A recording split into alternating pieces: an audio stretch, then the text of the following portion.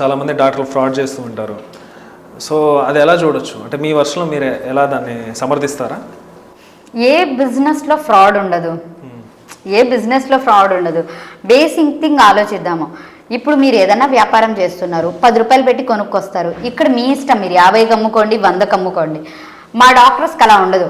ఇప్పుడు నాదే తీసుకుందాం ఫర్ ఎగ్జాంపుల్, 100 కామెంట్లు వస్తుంటాయి, ఈవిడ క్లినిక్ 10 రూపాయలు కానీ పెట్టి మందుల్లో తినేస్తుందంటే, మందుల్లో ఎంఆర్పి రేట్ మీద నేను అమ్ముతున్నాను.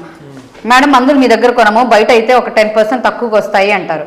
సరే మందులు మీరు కొనరు, నేను మీరు ఇచ్చే 10 రూపీస్ మీదే క్లినిక్ ఓపెన్ చేసుకుని కూర్చుని ఉన్నాను. నా కరెంటు బిల్ ఎవరు కడతారు? నా స్టాఫ్కి జీతాలు ఎవరు ఇస్తారు? నా రెంట్ ఎవరు కడతారు? ఇవి అన్నీ దేని మీద నడుస్తాయి? మీరు తీసుకునే మందుల్లో వచ్చిన డబ్బులతో ఇవన్నీ నేను పే చేయాలి.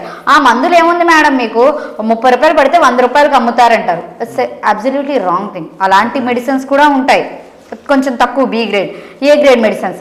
ఆ మెడిసిన్స్లో కూడా తేడా ఉంటాయి. ఏముంది వీళ్ళకి జనరిక్కి ఊరికే తక్కువగా వచ్చేస్తాయి, దీనికి అమ్ముతున్నారు దానికి అమ్ముతున్నారు అంటే నేను చెప్తాను, మీ బిజినెస్ మీ క్లాత్ ఉంటుంది, మీరు ఎక్కడో పూణే నుంచో ఎక్కడి నుంచో కంచి నుంచో 100 రూపాయలు తీసుకొస్తే ఇక 1000 రూపాయలు అమ్ముతారు, అది మీ ఇష్టం. బట్ మేము అలా చేయలేము, ఎంఆర్పి ఏది ఉంటుందో అదే అమ్మగలం. ఇంకా బేసిక్గా వచ్చేసి బయట పెద్ద పెద్ద కార్పొరేట్ హాస్పిటల్స్ తీసుకుందాం. కార్పొరేట్ హాస్పిటల్స్ మీకు తెలుసు, కొన్ని మూవీస్ ఉన్నాయి ఎగ్జాంపుల్స్.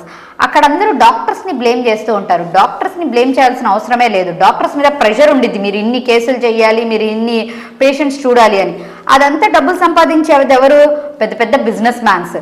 ఒక హాస్పిటల్ వాళ్ళు నడుపుతూ ఉంటారు, దీంట్లో డాక్టర్ జస్ట్ జీతానికి మాత్రమే పనిచేసే కూలి. బట్ బ్లేమ్ అంతా ఎవరు తీసుకుంటున్నారు? డాక్టర్ తీసుకుంటున్నారు. అదంతా బిజినెస్ పీపుల్ చేసే కార్పొరేట్ వాళ్ళవి.